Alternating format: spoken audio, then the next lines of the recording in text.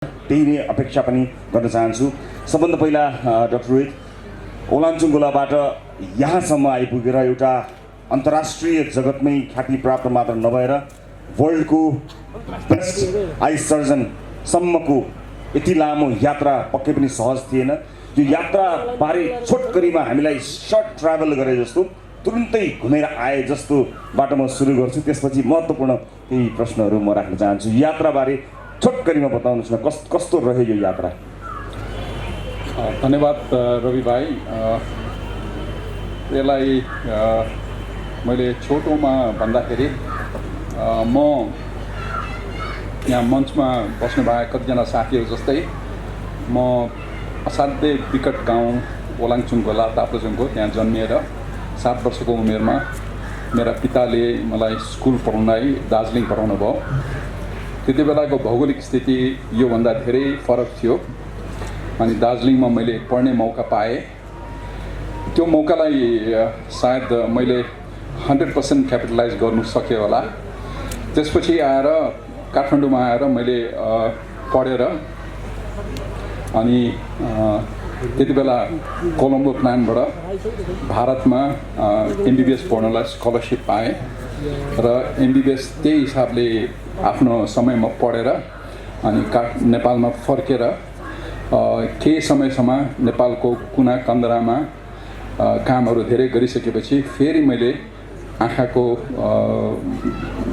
सब्जेक्टमा म all India institute of medical साइन्समा मैले पढ्ने मौका पाएँ र म फर्केर हेर्दाखेरि कहिलेकाहीँ म आफै पनि विश्वास गर्न सक्दिनँ, तर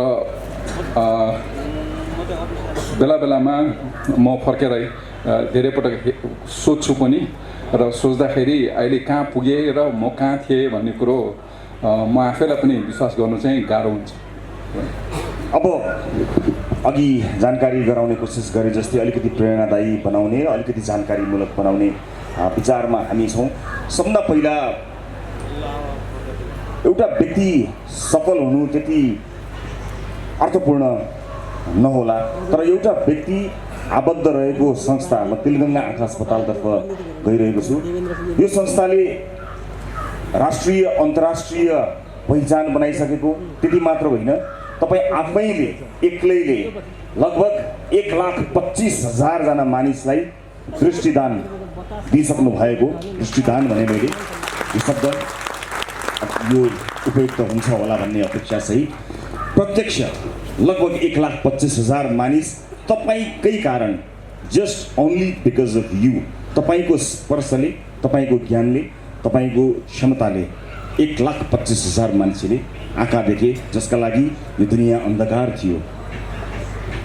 त्यसबाहेक तपाईँबाट तालिम प्राप्त गरेका, तिलगङ्गा आँखा अस्पतालमा उपचार गराएर र त्यहाँबाट तालिम लिएर संसारभरि छरिएर गएका कयौँ सर्जन, कयौँ तपाईँका विद्यार्थीहरूले थाहा छैन कतिजनालाई दृष्टिदान गर्नुभयो होला, कतिजनाले हेर्न पाए होलान् यो संसार। यो व्यक्ति मात्र सही भएर हुने रहेछ कि त्यो व्यक्तिको क्षमता सँगसँगै त्यो एउटा भनिन्छ नि यो म्यानेजरियल क्यापासिटी, व्यवस्थापकीय क्षमता, यसको पनि केही भूमिका छ? रोहित भाइ, म यसमा तपाईँको कुनै पनि संस्थालाई चलाउनु जस्तै एउटा आँखाको संस्था चलाउनु पनि त्यत्तिकै तपाईँको च्यालेन्जेस र अपर्च्युनिटिजहरू आउँछ र मलाई आफूलाई के लाग्छ भने सबभन्दा ठुलो कुरो चाहिँ कमिटमेन्ट र इमान्दारी एउटा ठुलो कुरा हो र त्यसपछि तपाईँमा राम्रो मान्छेलाई चुज गरेर टिम बिल्डिङ क्यापासिटी हुनुपर्छ अनि त्यो टिमसँग बसेर तपाईँसँग डिसिजन मेकिङ क्यापासिटी हुनु पर्यो र नेपालको सन्दर्भमा हाम्रो जस्तो संस्था राजनीतिबाट टाढो बस्नु पर्यो, एकदमै इम्पोर्टेन्ट।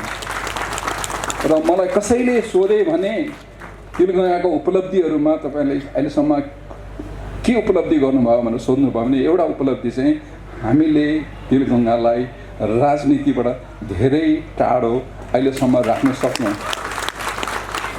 र सक्दो रहेछौँ। मैले रवि भाइ मैले सक्दो रहेछौँ र म अरू साथीहरूलाई पनि यसमा म इन्सपिरेसन दिन चाहन्छु र हामी यसलाई उहाँहरूले पनि यसलाई अलग्गै राख्नुहोस्, हामी पनि यसलाई अलग्गै राखौँ। र फेरि एकचोटि म के भन्छु भने म एक्लैले यो काम गरे होइन, मेरा असाध्यै राम्रा कमिटेड भिजनरी र आँखाको तपाईँको भिजन भन्ने कुरो तपाईँले आफ्नो टिममा सेयर गर्नु सक्नुपर्छ र टिमले त्यो भिजनलाई ओन गर्नु सक्नु पर्यो र त्यस्तो खालको टिम पाउनुभयो भने अनि मैले चाहिँ अब धन्य मैले यो सबै कुराहरू तिलगङ्गामा मैले पाएको छु र हामी यसरी नै यो 2-3 दशकमा केही हामीले गरेर देखाउने मौका पाएछौँ। अब आम दर्शक महानुभावहरूलाई थाहा छ भन्न ठान्छु म, तिलगङ्गा आँखा अस्पताल एउटा यस्तो मोडलमा सञ्चालन भएको छ, त्यहाँ सरकारी हस्तक्षेप छैन। सरकारका केही कम्प्लायन्स इस्युजहरूमा सरकारले भनेका मापदण्डहरूमा रहेर काम गर्नुपर्ने त्यसका केही बाध्यताहरू जरुर होलान्, तर यो विशुद्ध केही इच्छाशक्ति दृढ भएका डाक्टर सन्दु पुरोहित जस्ता मानिसहरू जसको लिडरसिपमा भएको समूहबाट सञ्चालित अस्पताल हो, जसले प्रमाणित गरिदिएको छ विश्वमा कि अस्पताल भनेको यसरी चल्नुपर्छ, अस्पताल चल्ने तरिका यो हो। अस्पतालमा उपचार भन्दा बढी राजनीति भयो भने मानिसहरू सँगसँगै समाज पनि बिरामी हुन्छ भन्ने कुरा यसबाट जान्न सकिने, सिक्न सकिने कुरा धेरै छ।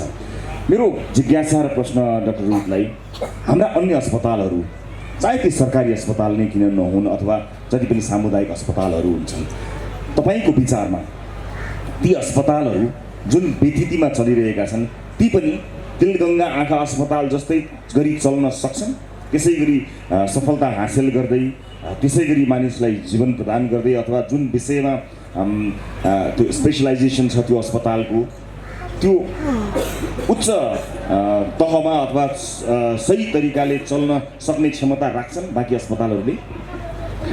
मलाई के लाग्छ भने सबभन्दा पहिला त हाम्रो टोटल फोकस चाहिँ हाम्रो कन्ज्युमरमा, बिरामीमा हुनुपर्छ। र जसरी अब रवि भाइले आफ्नो श्रोतालाई यति राम्रो सँग उहाँले कन्फिडेन्स दिलाउनु भएको छ र उहाँको आफ्नो स्ट्रेट थिङ्किङ र यो पेशकसले कति फलोइङ र कति राम्रोसँग अगाडि बढिरहनु भएको छ। म पनि के विश्वास गर्छु भने हाम्रो फोकस चाहिँ हाम्रो कन्ज्युमर बिरामी नै हो र हामीले बिरामीलाई 2-3वटा कुरा, एउटा चाहिँ एक्सेसिबिलिटी, बिरामीले आएर सेवा सरल तरिकाले लिनुपर्छ, अफोर्डेबिलिटी, बिरामीले त्यो सेवा आफूले सक्नु पर्यो आफ्नो आर्थिक क्षमताले, र सबभन्दा इम्पोर्टेन्ट कुरो चाहिँ कुनै पनि हेल्थ सेक्टरमा स्तर क्वालिटीमा खस्किनु हुँदैन। हेल्थ सेक्टर भनेको धनीलाई एउटा क्वालिटी र गरिबलाई एउटा क्वालिटी चाहिँ हुँदैन र यो क्वालिटी एस्युरेन्स भन्ने कुरो ठुलो कुरा हो। र म रवि भाइको क्वेसनमा अहिले तपाईँले जति देख्नुहुन्छ राज्यले सञ्चालन गरेको हेल्थ इन्टरभेन्सन स्वास्थ्य संस्थाहरू केही न केही समस्या भएर इनएफिसियन्सी, क्वालिटी कम, अनि त्यसलाई अगाडि बढाउनलाई गाह्रो भइरहेछ, मानव जनस्रोतलाई मुभ गर्नलाई गाह्रो भइरहेछ। अनि यो सबै समस्याले गरेर त्यो माथि हुनसक्छ करप्सन भइरहेछ र यो सबै कुरा भइरहेको बेलामा समाजमा अहिले के हुन्छ भने अर्कोतिर तपाईँको यो मार्केटमा कमर्सियल हेल्थ सेक्टरहरू मसरुम गर्छ, बुझ्नु भएन है? कमर्सियल हेल्थ सेक्टरहरू चाहिँ आएर एकदमै मसरुम गर्छ। अब हामीले फोकस गर्नुपर्ने चाहिँ के भनेदेखि यो कमर्सियल हेल्थ सेक्टरको म्यानेजमेन्ट र क्वालिटीतिर हामीले ध्यान दिएर र यो दुईटाको बिचमा हामीले यसलाई कहिले सोसल एन्टरप्रेन्योरसिप पनि भन्छौँ, त्यसमा बिजनेस मोडल र म्यानेजमेन्ट असाध्यै राम्रो गर्ने तर प्राइसिङ टियर राखेर सक्ने बिरामीलाई पनि राम्रो सेवा दिने र त्यसैमा नसक्ने बिरामीलाई केही कम शुल्क लिएर गर्ने र केही त्यो पनि नसक्नेलाई सेवामुक्त गरेर हामीले गर्ने। यो सायद नेपालको आँखा सेवाले नेपालभरि हामीले गरेर देखाएको छौँ र यो चाहिँ मलाई कता कता के लाग्छ भने यस्तो खालको मोडल हामीले स्वास्थ्यमा बनाउन सक्छौँ। र अहिले अब हामी यहाँ पोखरामा बसेका छौँ, मधेसतिर जानुभयो भने हामीलाई रुनु मन लाग्छ। स्वास्थ्य सेवा हेऱ्यो भने धेरै बिखराल छ, मान्छे त्यत्तिकै छ र केही न केही हामीले गर्नै पर्छ। अब डाक्टर साहब, यहाँ जान्नुपर्ने एउटा कुरा चाहिँ के महत्त्वपूर्ण रहेछ भने अलिकति क्षमतावान डक्टरहरू हुने बित्तिकै अहिले त झन् अझ मेडिकल कलेजहरू खोल्ने अथवा त्यो आफ्नो क्षमतालाई, त्यो स्किललाई, त्यो अध्ययनलाई, त्यो अनुभवलाई, त्यसलाई धेरै पैसा कमाउन सकिने गरी अस्पताल खोल्ने एउटा होडबाजी पनि चलेको छ। मेडिकल कलेजहरूका विकृतिका बारेमा मैले यहाँ उल्लेख गर्नै पर्दैन, धेरै दर्शकहरू पनि यस बारेमा अवेर हुनुहुन्छ।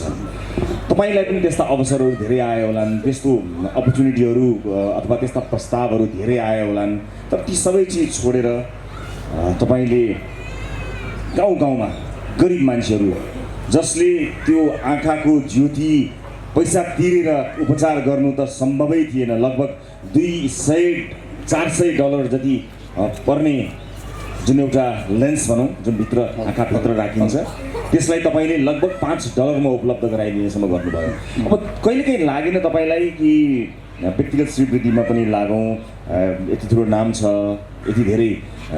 यति धेरै मानिसहरूले चिनेका छन्, एउटा गजबको मेडिकल कलेज खोलौँ, त्यसलाई एकदमै व्यावसायिक तरिकाले सञ्चालन गरौँ, त्यस्तो खालको सोच आयो कि आएन? जस्ट जान्न खोजेको मैले। अब यस्तो सोच नआउने भएन, म पनि मान्छे नै हो, आइहाल्छ हगि। तर मलाई के लाग्छ भने हाम्रो आम चिकित्सक साथीहरूलाई हामीले अरू जे गरे पनि हाम्रो भित्री कोरमा हामीले सब अपफ्रन्टमा हाम्रो सबभन्दा ठुलो कुरो हामीले सेवा हामीले त्यो दिनैपर्छ। हामीलाई त्यो कुरालाई हामीले पढ्या हुन्छौँ, त्यसको हामीले कसम खाए हुन्छौँ, त्यो चाहिँ हामीले गर्नै पर्छ। र जसरी व्यापारीकरण भएको छ त्यो चाहिँ सायद चाहिने भन्दा बढी भएको जस्तो लाग्छ र यसलाई डेफिनेटली एड्रेस भइ पनि राखेको छ। र यो चाहिँ हाम्रो स्पेसली हाम्रो यङ जेनेरेसनका साथीहरूले चाहिँ यसलाई अलिकति कसियसली यसलाई हेर्नै पर्छ। म अब पुस्तकमा जान चाहन्छु। म यो पुस्तक कतिले पढ्नु भएको छ छैन मलाई थाहा छैन। यहाँ उपस्थित जति पनि दर्शक महानुभावहरू हुनुहुन्छ उहाँहरूमध्ये धेरैले यसलाई पढ्नु भएको होला भन्ने मेरो अनुमान छ र विभिन्न सोसियल मिडियाका प्लेटफर्महरूमा पनि यो हाम्रो कुराकानी सेयर हुन्छ। मैले जानेरै विज्ञापन नै गरेँ भने पनि फरक पर्दैन, किनभने यति राम्रो पुस्तकको विज्ञापन गर्न पाउनु पनि आफ्नोमा एउटा सौभाग्य हो। यसले धेरै प्रेरणा दिनेछ। म यसभित्र रहेर केही कुराहरू गर्न चाहन्छु। तपाईँका मित्र र एकदमै फेमस हलिउड एक्टर हुनुहुन्छ रिचर्ड गियर, उहाँले लेख्नुभएको कुरा यो पुस्तकमा छ, म अलिकति पढ्न चाहन्छु दर्शकहरूको लागि पनि। 30 वर्षभन्दा पहिलेदेखि म डाक्टर सन्दुक रोहितलाई चिन्छु। उनी संसारकै सबैभन्दा राम्रा जीवित नेत्र शल्य चिकित्सक र मानवतावादीहरूमध्ये एक हुन्। ज्योतिको उपहार दिँदै गरेको उनलाई हेर्नु कसैले दोस्रो जीवन दिइरहेको हेर्नु हो। यो भनाइ डाक्टर रिचर्ड गियरको हो। यो भनिरहँदा दुईवटा पात्रहरूलाई मैले सम्झन चाहेँ। तपाईँका अन्तर्वार्ताहरूमा ती दुई पात्रहरू हत्तपत्त छुट्दैनन्। एउटा सानो बालक जसले आँखा देखेपछि तपाईँलाई यसरी, यो अहिले त्यो सम्झिँदाखेरि पनि काँडा उम्रिएको छ, यसरी छोइरहेका थिए। अर्की एकजना कान्छी जसले तपाईँले दिनुभएको, तपाईँले उपचार गरिसकेपछि आफ्नो बच्चालाई पहिलोपटक देखेकी थिइन्। धेरै ठाउँमा यो अनुभव तपाईँले सुनाउनु भएको छ। यो अनुभव एकचोटि फेरि सुनाउनु। यो दुईवटा अनुभव, यी दुई मानिसहरूले जब तपाईँलाई आँखाको ज्योति प्राप्त गरेपछि पहिलोपटक देखे, यो अनुभव एकपटक फेरि यो विद्वान सभामा उपस्थितिमा साटौँ लाग्छ। धन्यवाद रवि भाइ। अनि म एउटा कुरा के सेयर गर्न चाहन्छु भने म मेरो पेसालाई असाध्यै माया गर्छु, मन पराउँछु। It's very important for the young people to love their work. जसरी रवि भाइले आफ्नो पेसालाई मन पराउनुहुन्छ, त्यो पेसालाई जति मन पराउनु भयो उति त्यो पेसाको इफेक्टिभिटी, तपाईँको आफ्नो इफेक्टिभिटी बढ्छ। म यो कुरामा आजभन्दा करिब 10 वर्ष अगाडि मैले नेपालको यहाँबाट दोलखा जिल्लामा एउटा शिविर गर्ने मौका पाएको थिएँ र त्यो शिविर गर्ने प्रोसेसमा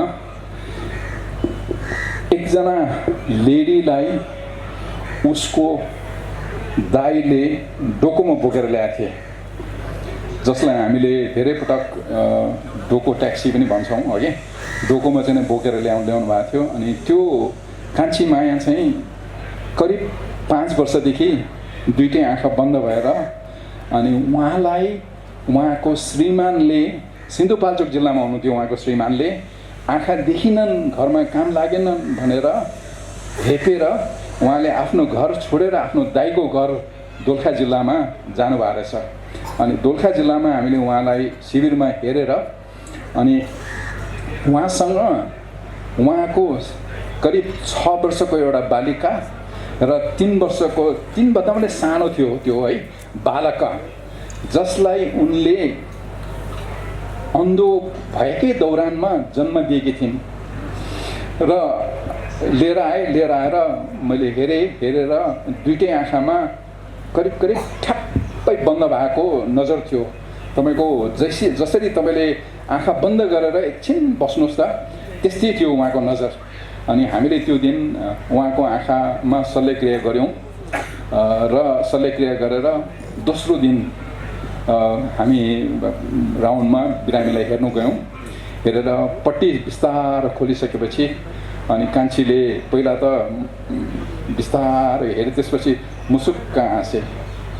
अनि जुन कान्छी तपाईँले अपरेसनभन्दा पहिला 60 वर्ष जस्तो लाग्थे, त्यो एकै दिनमा त्यसले सबै देखिसकेपछि करिब 20 वर्ष कान्छो देखिँदो रहेछ छटक्कै तपाईँको एकै दिनमा है।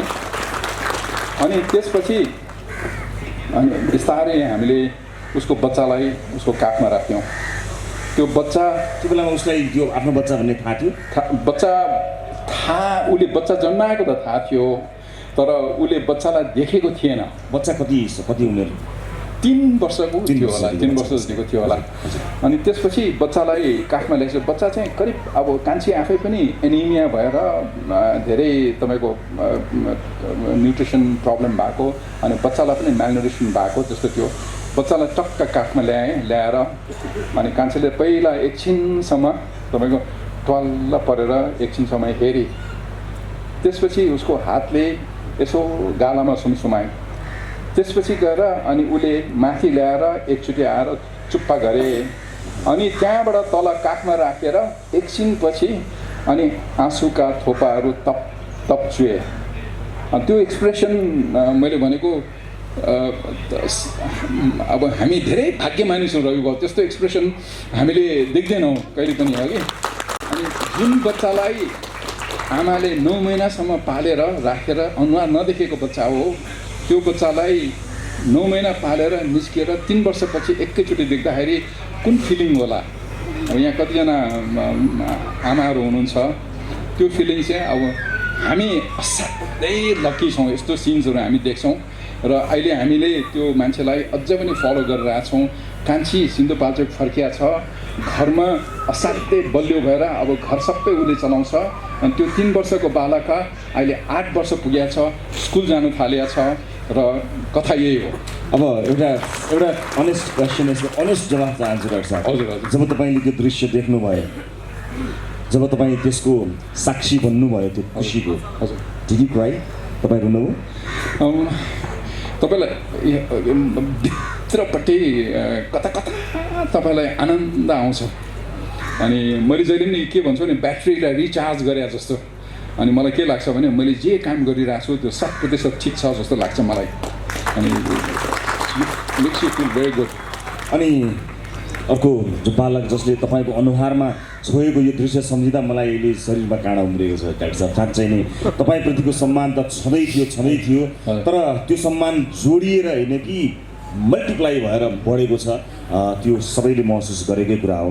त्यो अनुभव पनि अलिकति सुनाउन। यसरी छोएको त्यो सानो भिडियो क्लिप सार्वजनिक भएको थियो, तपाईँलाई नै कस्तो थियो त्यो मोमेन्टलाई पनि अलिकति बाँडौँ, त्यसपछि अन्य प्रेरणादायी कुराहरू गर्छौँ।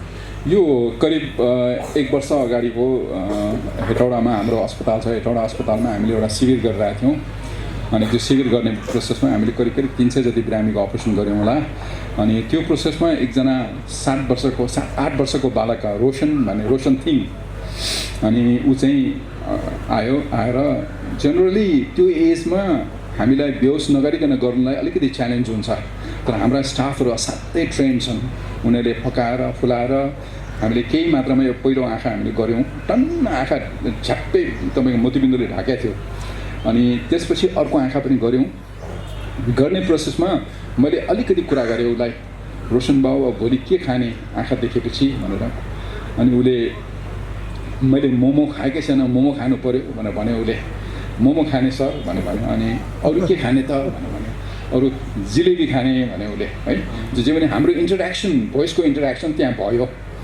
त्यसपछि भोलि अब यस्तै राउन्डमा हामी बिरामीहरू सबै राख्छौँ अनि बिरामी कस्तो छ भने हेर्दै जान्छौँ। हेर्दै जाँदाखेरि एकजना निजगढको एउटा दिदी थिइन्, अनि उनको आँखा दुईवटै आँखा बन्द भएको हामीले खोलेर हामी हेर्दै थियौँ। त्यसपछि अनि रोशनको थियो, रोशनको आँखा सेकेन्ड लास्टमा थियो। रोशनको आँखा खोलिसकेपछि अनि म अगाडिको कुर्सीमा ठक्कै बसेँ, अलिकति म थाकेर बसेँ। अनि एकैचोटि ऊ झम्टेर आएर मलाई छुनु आयो उसले, र छुएर म त के गर्न लाग्यो भनेर म आफै अचम्म लाग्यो। अनि मेरो कपाल सुमसुमाउन थाल्यो, मेरो गाला सुमसुमाउन थाल्यो। अनि त्यहाँबाट मैले चस्मा यसरी लगाएको थिएँ,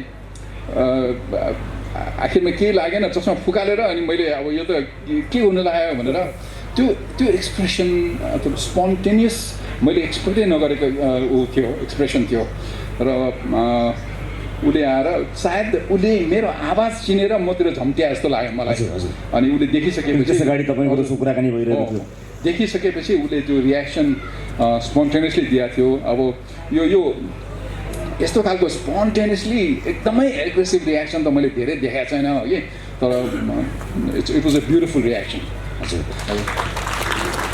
यो त कहीँ कतै सञ्चार माध्यममा आएको विषय भयो, सञ्चार माध्यममा नआएका, क्यामेराभित्र कैद नभएका यस्ता कयौँ मोमेन्टहरू 1,25,000 मानिसलाई त आफैले प्रत्यक्ष सेवा दिनुभएका सन्दीप रुइतको हातबाट ज्योति प्राप्त गरेका मानिसहरू सबैको एक्सप्रेसन लगभग यस्तै थियो होला। त्यस कारणले त्यो अनुमान गर्न सक्छौँ हामी। अब विदेशबाट आउने मानिसहरूले पनि तिलगङ्गा आँखा अस्पताल र तपाईँको नाम लिँदा रहेछन् भन्ने कुरा मैले धेरै वर्ष अगाडि थाहा पाएँ। म कन्ट्याक्ट लेन्स लाउँछु डाक्टर साहब, मेरो आँखालाई पनि तपाईँले चेक गर्नुभएको छ। सो तपाईँको योगदान छ मेरो पावर लेन्सको माध्यमबाट हेरिरहेको छु। म भाग्यमानीमा पर्दछु।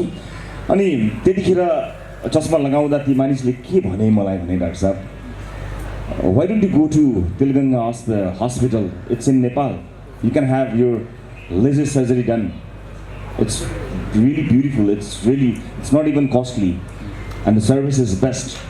मैले त्यो गरिसकेँ भनेर मलाई मेरो देशमा भएको आँखा अस्पताल संसारको बेस्ट हो, तेरै देशमा भएको डाक्टर सन्दीप रुइतले मेरो आँखाको लेजर गरेको, चस्मा लाउनु पर्दैन, किन लेजर अपरेसन गर्दैनस् भनेर भनेको समय म अहिले सम्झन्छु। कुनै एउटा ट्रान्जिटमा कति गर्व लागेको थियो।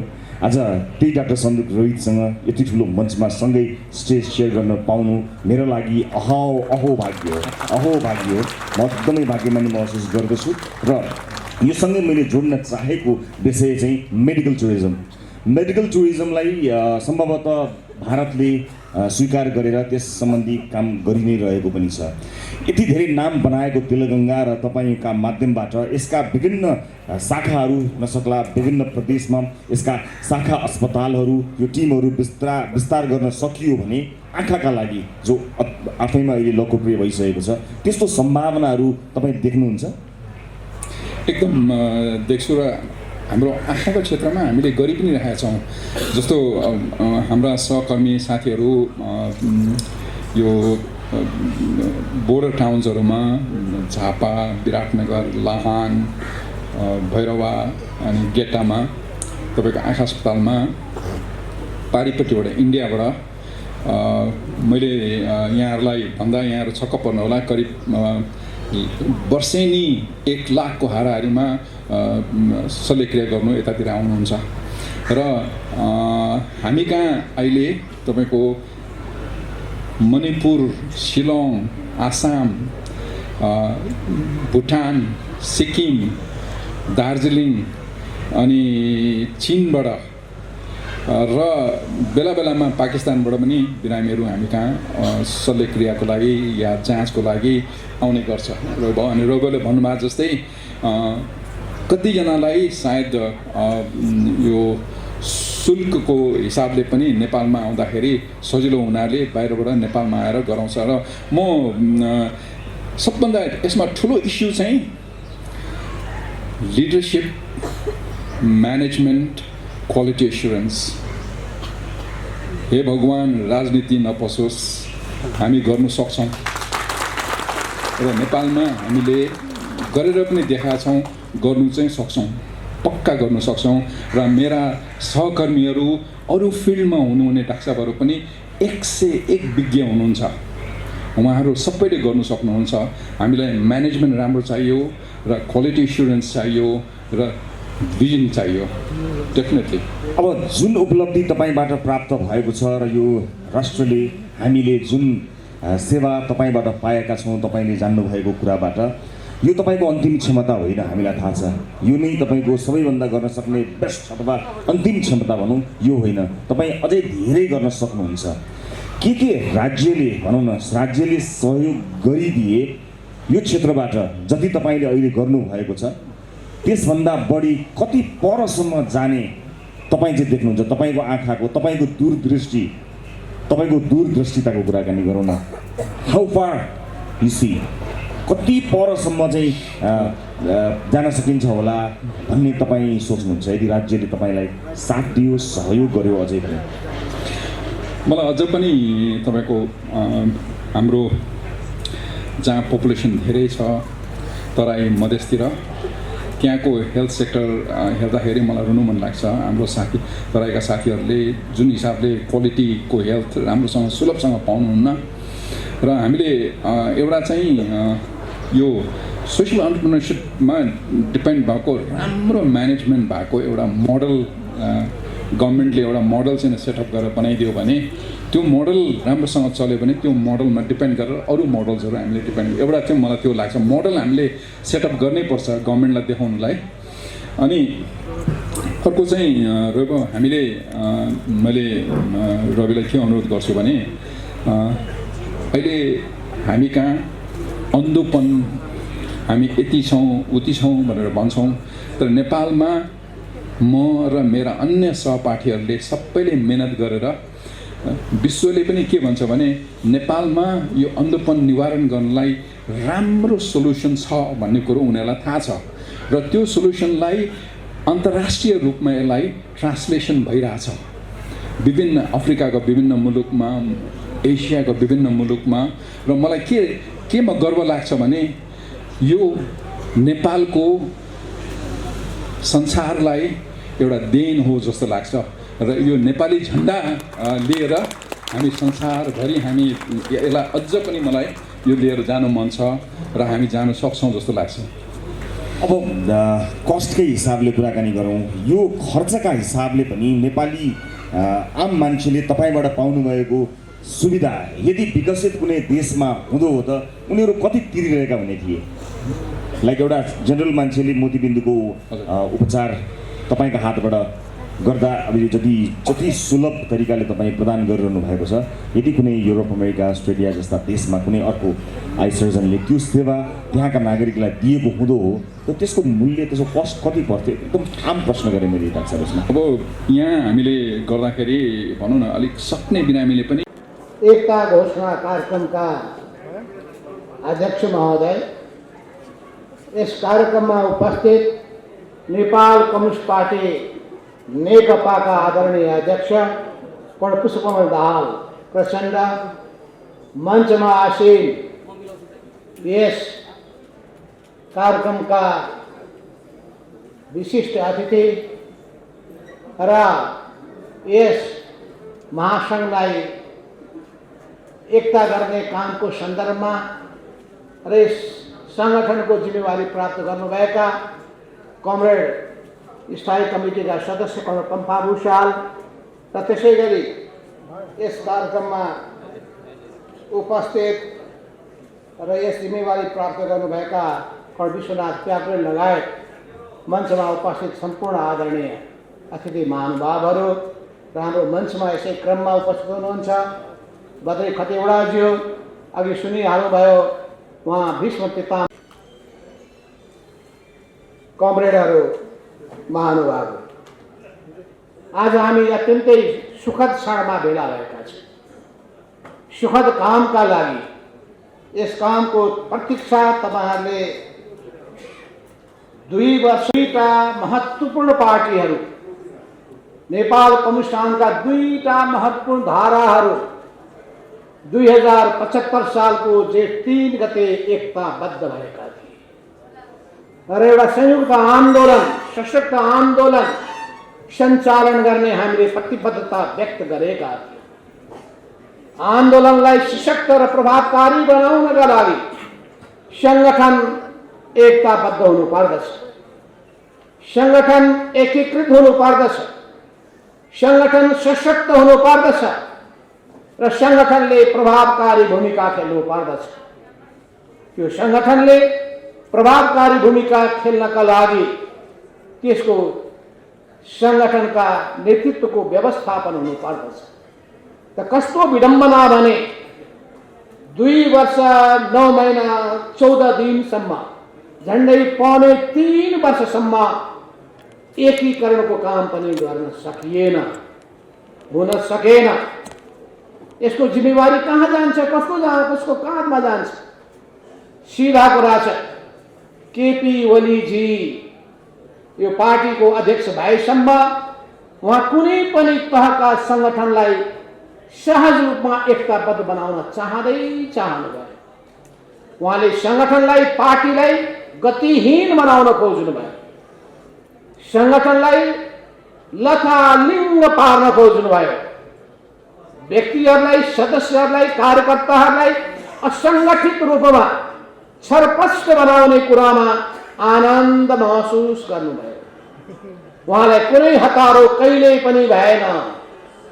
पार्टीलाई एकताबद्ध बनाउने कुरामा, पार्टीसँग जोडिएका जनवर्गीय संगठनहरूलाई एकताबद्ध बनाउने कुरामा, पार्टीका नेता र कार्यकर्ताहरूलाई संगठनमा आबद्ध बनाउने कुरामा, ती व्यक्तिहरूलाई, प्रत्येक व्यक्तिहरूलाई कामको छुट्टा छुट्टै जिम्मेवारी दिने कुराहरूमा र ती जिम्मेवारीहरू राम्ररी पुरा भए कि भएनन् भनेर त्यसका बैठकहरू नियमित भइरहेका छन् कि छैनन्, अनि प्रत्येक व्यक्तिले आफ्नो जिम्मेवारी राम्ररी पुरा गरिरहेको छ कि छैन त्यसको मूल्याङ्कन गर्ने कुराहरूमा, संगठनको प्रभावकारिता कति हुन सकेको छ भन्ने कुराको मूल्याङ्कन गर्ने कुरामा उहाँलाई कहिल्यै पनि चासो रहेन। यो अहिले सबैलाई भली भाँति अवगत भइसकेको छ। तपाईँहरूले देखिसक्नु भएको छ 2075 सालदेखि यताका क्रियाकलापहरू। तपाईँहरूमध्ये कतिपयलाई जानकारी छ, कतिपयलाई छैन। 2071 सालको साउन महिना पूर्व एमालेको 9 महाधिवेशन भएको थियो। केपी ओलीजी त्यसको अध्यक्ष हुन पुग्नुभयो। अनेक तरिकाहरू अपनाएर, जायज नाजायज, जाल झेल षड्यन्त्रहरू गरेर कसै गरी अध्यक्ष हुनुभयो। अध्यक्ष भइसकेपछि 4 वर्षसम्म 2071 सालको असार साउनमा महाधिवेशन सम्पन्न भयो। 2075 सालको जेठ महिनासम्म झन्डै 4 वर्ष, 3 वर्ष 10 महिनाको समय त्यतिकै खेर गयो। त्यतिखेर पनि धेरै नेता र कार्यकर्ताहरू सङ्गठित गरिएनन्, सङ्गठनमा आबद्ध गरिएन। धेरै सङ्गठनहरू त्यतिकै शिथिल भएर गए, त्यसका बैठकहरू बसेनन्, कुनै छलफल हुने गर्दैनथ्यो, अनि बैठकहरू पनि पार्टीको कार्यालयमा हुने गर्दैनथ्यो, निजी निवासमा हुने गर्दथ्यो। यो सबै चिजबाट तपाईँ अनुमान गर्न सक्नुहुन्छ केपी ओली कम्युनिस्ट आन्दोलनलाई सशक्त बनाउनका लागि अगाडि बढ्नु भएको हो कि कम्युनिस्ट आन्दोलनलाई वास्तवमा शिथिलीकरणको बाटो हुँदै विसर्जनको दिशातर्फ लान खोज्नु भएको? म तपाईँ प्रत्येकले भन्न चाहन्छु, यो दिमागमा ध्यान राख्नुहोला, हेक्का राख्नुहोला। शङ्का लाग्दछ उहाँका सम्पूर्ण गतिविधि हेर्दाखेरि उहाँमा कम्युनिस्ट विचारप्रतिको निष्ठा र आस्था पाइँदैन। उहाँमा सर्वहारा वर्गीय दृष्टिकोण देखिँदैन। उहाँमा विश्लेषणात्मक खुबी र चरित्र पाइँदैन।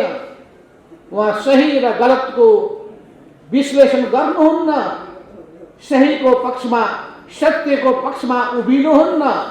उहाँ असत्य र गलत कुराको पक्ष पोषण गर्नुहुन्छ। समग्रतामा उहाँ आफूलाई केन्द्रबिन्दुमा राख्न चाहनुहुन्छ।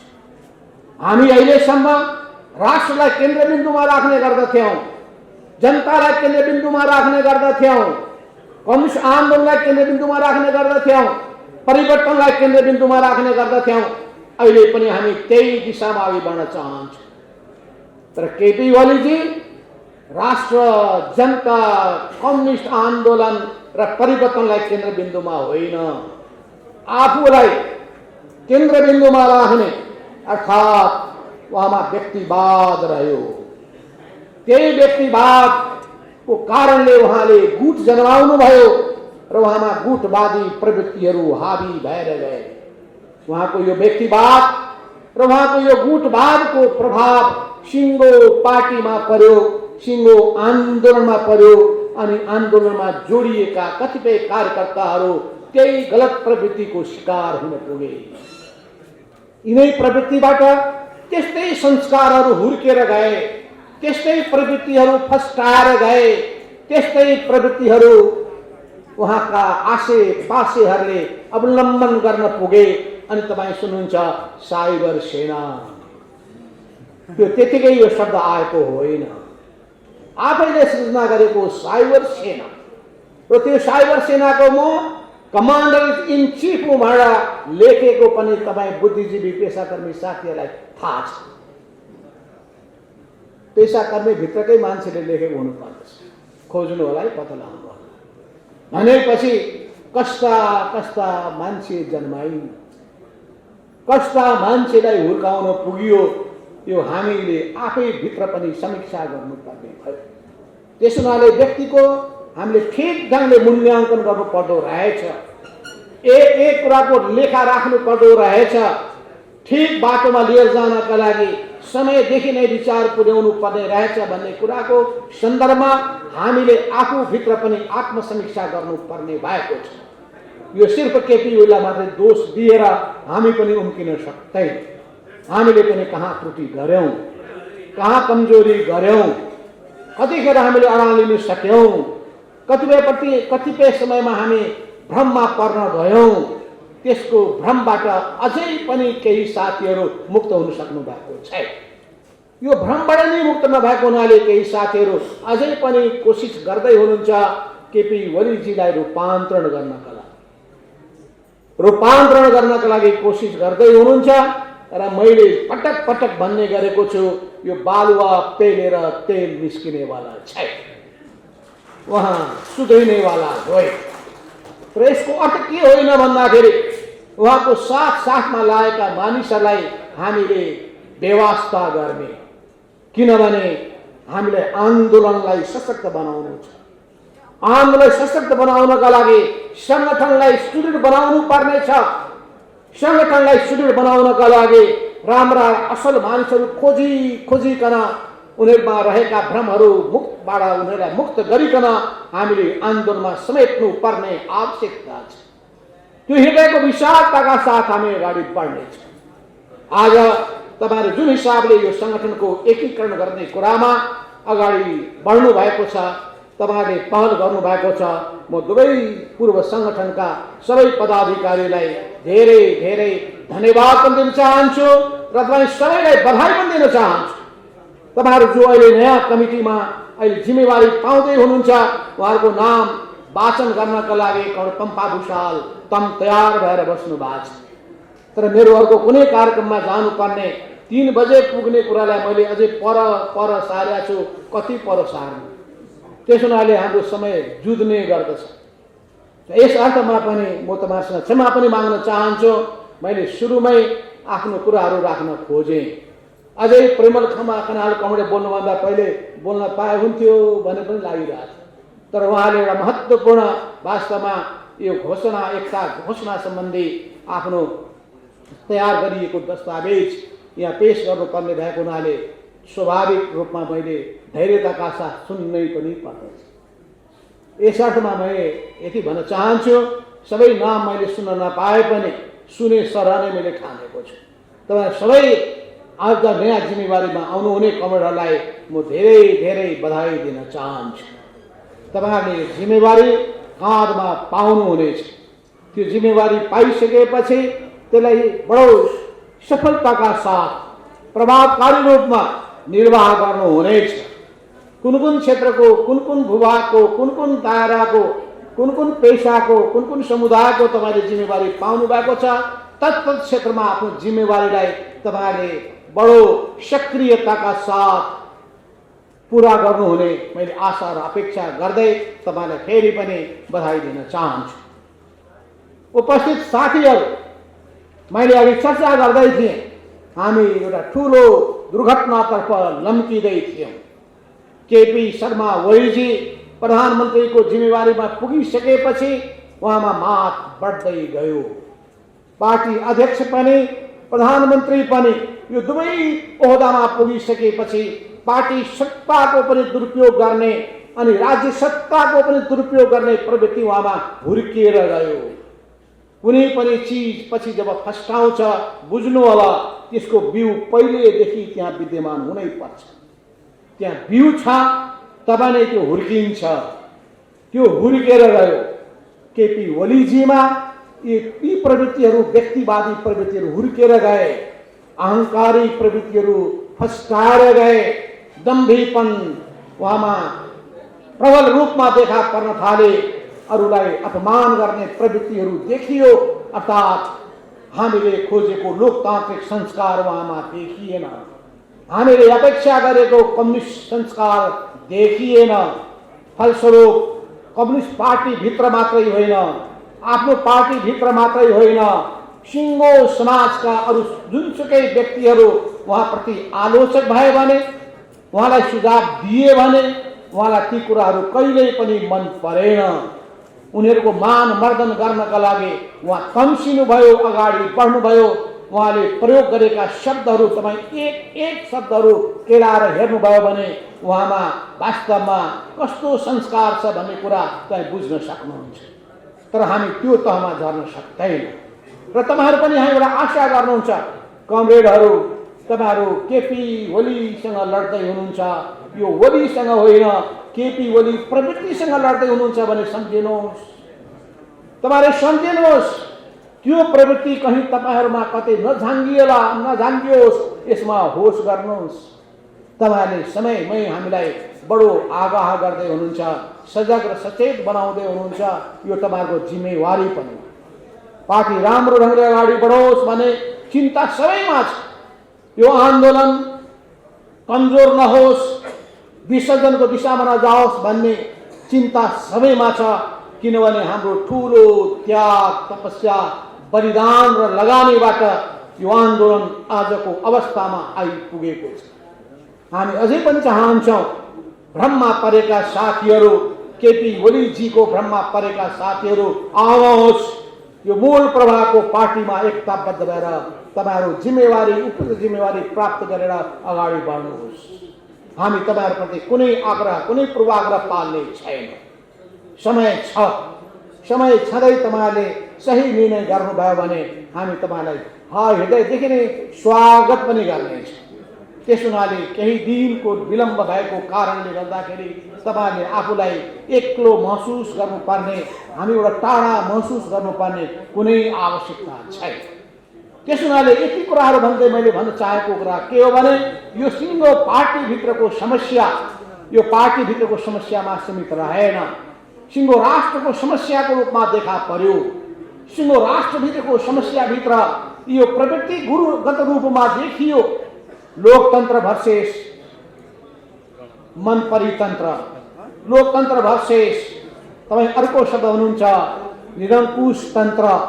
यो निरङ्कुश तन्त्र लोकतन्त्रको बीचको सङ्घर्षको रूपमा देखा पर्छ। सडकमा नागरिक समाजको आवाज तपाईँ सुनिरहनु भएको छ। नागरिक समाजले उठाएको आन्दोलनको आवाजहरू ध्वनित प्रतिध्वनित भइरहेका छन्। हामी सुनिरहेका छौँ। विभिन्न राजनीतिक दलहरूले यस बीचको अवधिमा सडकमा नारा घन्काएको कुरा सम्झिरहेका छौँ। हामी सम्झिरहेका छौँ समाजका सबै वर्ग तहका जनताले व्यक्त गरेको चिन्ता र त्यो चिन्तामा व्यक्त गरेका कुराहरू हामी सम्झिरहेका छौँ। त्यसो हुनाले पनि यो वली प्रवृत्तिबाट हामी मुक्त हुने कसरी, कम्युनिस्ट आन्दोलन मुक्त गर्ने कसरी, नेपाली राजनीतिलाई मुक्त गर्ने कसरी, नेपाली समाजलाई मुक्त गर्ने कसरी, हाम्रो चिन्ता त्यहाँ छ। केपी ओली चिन्ताको मात्र विषय होइनन्, केपी ओली प्रवृत्ति अहिले चिन्ताको विषय भएको छ। पहिले पनि यस्तै विभिन्न ठाउँमा देखा परेको। हिटलर त्यतिकै जन्मेको होइन। लोकतन्त्रको भर्याङ चढेरै, निर्वाचनको भर्याङ चढेरै हिटलर अगाडि आएका थिए। पछि उनले सिंह मात्र आफ्नो पार्टीभित्र मात्र होइन, समाजवादको नारा दिँदै भ्रममा पारिएका जनताको माझमा मात्रै होइन, सिङ्गो युरोप मात्रै होइन, सारा संसारमा नै उनले विग्रह पैदा गरिदिए। लाखौं लाख मान्छेहरू, करोडौं मान्छेहरू मारिए।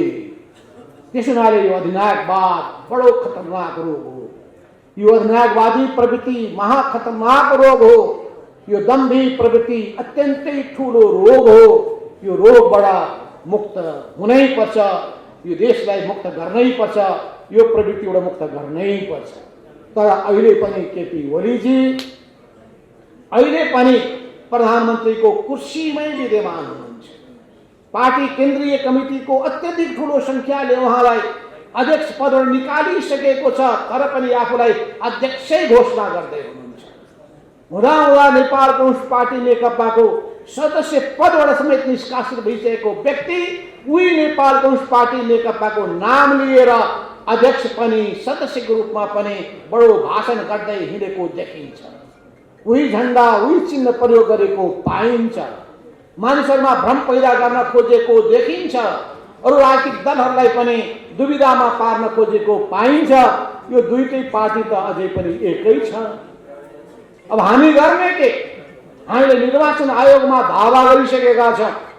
निर्वाचन आयोगमा हामीले भनेका छौँ केपी ओली अब हाम्रो पार्टीका अध्यक्ष रहेनन्, किनभने यही हो हल जुन हलमा केन्द्रीय कमिटीको बैठक पुसको 7 गतेका दिनमा बसेको थियो र पुस 5 गतेका दिनमा संसदको प्रतिनिधि सभाको विघटन गरिसकेपछि उहाँले पार्टीको स्थायी कमिटीको बैठक बस्दै बालुवाटारमा बस्दै उहाँको सहमतिमा बसेको त्यो बैठक हो। त्यहाँ बालुवाटारमा बसेको बैठक हो।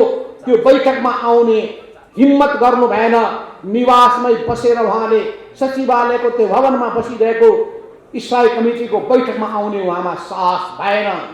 त्यतैबाट उहाँले राष्ट्रपति कहाँ गएर प्रतिनिधि सभा विघटन गर्ने, त्यो पनि मन्त्री परिषदको बैठकको नाम राखेर मन्त्रीहरू पुग्न नपाउँदै त्यत्तिकै उहाँले अझै भन्न सकिन्छ अवैधानिक भन्न सकिन्छ। त्यस हिसाबले त्यो विघटन गर्ने काम उहाँले गरेको हो। यस सन्दर्भमा त्यो बसेको बैठक, त्यहाँ बसेको बैठक उहाँ समेतले बोलाएको बैठक आधिकारिक बैठक हो।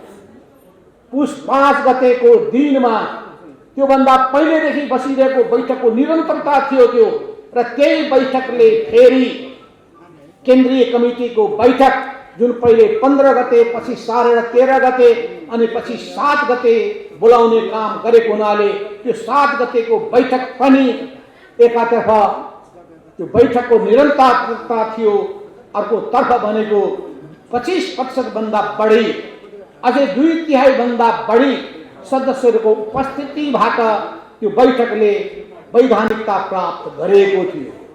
त्यो वैधानिकता प्राप्त गरेको कमिटी, केन्द्रीय कमिटीको बैठकले नै केपी ओलीजीलाई अध्यक्ष पदबाट निकाल्यो अनि पछि गएर पार्टी सदस्यबाट पनि निकाल्ने काम गर्यो। त्यो वैधानिक नभएर के वैधानिक हुन्छ? एउटा पार्टीभित्रको व्यवस्था सञ्चालन गर्ने आधार के हुन्छ? पार्टीभित्रको व्यवस्था सञ्चालन गर्ने आधार पार्टीको विधान हुन्छ। पार्टीको विधानमा लेखिएको छ व्यक्ति संगठनको मातहतमा हुन्छ। पार्टी विधानमा लेखिएको छ कि अल्पमत बहुमतको मातहतमा हुन्छ। त्यो विधानमा लेखिएको छ अनुशासनको कारवाही गर्ने अधिकार केन्द्रीय कमिटीलाई हुन्छ, किनभने केन्द्रीय कमिटी पार्टीको सर्वोच्च संस्था हुनेछ महाधिवेशन नभएको बेलासम्म। त्यो बेलासम्म केन्द्रीय कमिटी नै पार्टीको सर्वोच्च संस्था हुन्छ र प्रत्येक पार्टी सदस्यहरू केन्द्रीय कमिटीको मातहतमा हुन्छन् भनेर हाम्रो पार्टीको विधानमा लेखिएको छ। विधानको स्पष्ट व्यवस्था यो हुँदाहुँदै अनि केपी ओली पार्टीभन्दा माथि हुन सक्छन्? विधानमा लेखिएको छ कुनै पनि चिजमा निर्णय गर्नु पर्यो भने बहुमतको निर्णय पार्टीको निर्णय हुनेछ। सबै पदाधिकारीहरू पार्टीको मातहतमा हुन्छन्। उनीहरूलाई निर्वाचित गर्ने अधिकार कमिटीको हुन्छ, बर्खास्त गर्ने हटाउने अधिकार कमिटीको हुन्छ। त्यो विधानमा लेखिएको छ। केपी ओलीजी अहिले पनि भाषण गर्नुहुन्छ, म त 9 महाधिवेशन निर्वाचित भएको अध्यक्ष, अनि मान्छेलाई भ्रम पर्दो रहेछ। त्यस हुनाले म त सदाबहार अध्यक्ष, सदैवको अध्यक्ष, मलाई कसै हटाउन सक्छ भन्ने गर्नुहुन्छ। तर तपाईहरुलाई थाहा छ कि त्यतिखेर जुन हामीले पार्टी एकीकरण गरेका थियौं, एकीकरण गर्दाखेरि एउटा संख्यामा दुवै पक्षबाट सहमति भयो। एउटा पक्षबाट 241 जना, अर्को पक्षबाट 200 जना, जम्मा 441 जनाको केन्द्रीय कमिटी बनाउने। पुराना सबै कमिटीहरू सिंगै दुईटै पार्टी विघटन गर्ने, दुईटै पार्टीहरू विघटन भए, दुईटै पार्टीसँग जोडिएका जुन पार्टी कमिटीहरू सबै विघटित भए र त्यो विघटित भइसकेपछि अब मरिसकेको त्यो पार्टी, विघटित भइसकेको पार्टी फेरि जिउँदो भएर आउन सक्दैन। त्यस हुनाले कुनै भ्रम छ भने पूर्व एमाले बिउतिएर आउला भन्नुहुन्छ भने त्यो बिउतिन सक्दैन। अरू कुनै नाममा, त्यही नाममा पनि कसैले यदि अस्ताउँदो सुरी लिएर हिँड्छ भने बोकेर हिँडोस्, हामीलाई भन्नु केही पनि छैन। त्यस हुनाले त्यो नाम भोलि मैले भन्ने गरेका छु, त्यो केपी ओली फाउन्डेसनै बनाएर पनि पार्टी खोल्छन् भने पनि हाम्रो कुनै गुनासो रहने छैन। तर यो नाम नेपाल कम्युनिस्ट पार्टी नेकपाको नामको प्रयोग गर्ने कुनै अधिकार, कुनै हक केपी ओली र अरू त्यस उहाँसँग जोडिएका मान्छेहरूलाई छैन। त्यसो हुनाले हामी निर्वाचन आयोगमा यस सम्बन्धी आधिकारिकताको दावी गरेका छौँ र हामीलाई विश्वास छ निर्वाचन आयोगले कानुन सम्मत ढङ्गबाट विगतमा जसरी विभिन्न पार्टीभित्रको विवादलाई टुङ्गो लगाउने तरिका अवलम्बन गरेको छ, यसको पनि तदनुरूप नै यसको टुङ्गो लगाउनेछ र नेपाल कम्युनिस्ट पार्टी नेकपा, जसको नेतृत्व हामी दुवै अध्यक्षले गरिरहेका छौँ, कमरेड पुष्पकमल दाहाल प्रचण्ड त्यतिखेर नै कार्यकारी अध्यक्षको रूपमा सबैको सहमतिबाट हुनुभएको हो। केपी शर्मा ओलीलाई हटाइसकेपछि त्यस पदमा कमरेड झलनाथ खनालको प्रस्तावमा केन्द्रीय कमिटीको 2/3 सदस्यहरूको समर्थनबाट म अध्यक्षमा निर्वाचित भएर आएको। यस अर्थमा यी दुई अध्यक्षले नेतृत्व गरेको पार्टी नेपाल कम्युनिस्ट पार्टी नेकपा नै आधिकारिक पार्टी हो भन्ने कुरामा कुनै दुविधा छैन। त्यसो हुनाले निर्वाचन चिन्ह सूर्य छाप कहाँ पर्छ भन्ने कुरामा कुनै दुविधा पनि छैन। मैले प्रश्न भनिसकेँ, सूर्य चिन्ह कहाँ छ, जहाँ हामी उभिएका छौँ त्यही छ। त्यसो हुनाले पनि अरू कसैले कुनै भ्रम पैदा गर्छन् भने भ्रममा नपर्दा हुन्छ। अनि अर्को कुरा मैले भन्न चाहेको छु कि सर्वोच्च अदालत, सम्मानित सर्वोच्च अदालतको फैसला नहुन्जेलसम्म धेरै भ्रमहरू पैदा गरियो। धेरै भ्रम पैदा गरिसकेपछि मानिसहरूको मथिङ्गल नाचियो। के हुने हो भनेर धेरै मान्छेहरू एकदम चकराए, चिन्तित पनि भए। तर सम्मानित सर्वोच्च अदालतबाट जुन फैसला आयो त्यो फैसलाले संविधानलाई जोगायो, संविधानलाई बचायो, झन्डै मृत अवस्थामा पुर्याएको संविधान बिउतिएर आयो र संविधानवादको जित भयो, सत्यको जित भयो, न्यायको जित भयो, समग्रतामा भन्ने हो भने नेपाली जनताको जित भयो, लोकतन्त्रको जित भयो। त्यो फैसला यति प्रष्ट रूपमा आएको छ कि त्यहाँ कुनै दुविधाहरू छैनन्। संविधानको धारा धारा केलाएर व्याख्या गरिएको छ कि संविधानको धारा 85 होस् या 76 होस्, 76 को 7 को व्याख्या होस् कि 1 को व्याख्या होस्, ती सबै सन्दर्भमा तपाईले अध्ययन गरिसक्नु भएको होला। प्रष्ट व्याख्या आएको छ र यसरी बहुमत प्राप्त भएको प्रधानमन्त्री धारा 1, 2 वा अन्य बमोजिम भएका प्रधानमन्त्री होइन, कुन प्रधानमन्त्रीले विघटन गर्न सक्दछ भन्ने कुरा त्यो अटोमेटिक विघटन बाहेक विघटन गर्न पाउँदैन। त्यस अर्थमा अहिले फेरि म सुन्दैछु फेरि केपी ओलीले सरकार बन्नै नदिने र आफू बसेर फेरि चुनावतर्फ देश लान्छन् कि भनेर पनि हल्ला चल्न थालेको छ। यस अर्थमा अब जालसाजी गर्नेले के गर्लान् भन्ने कुरामा होस् त गर्नै पर्छ।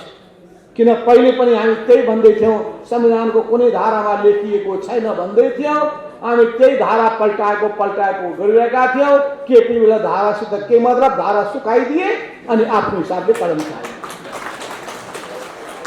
त्यसो हुनाले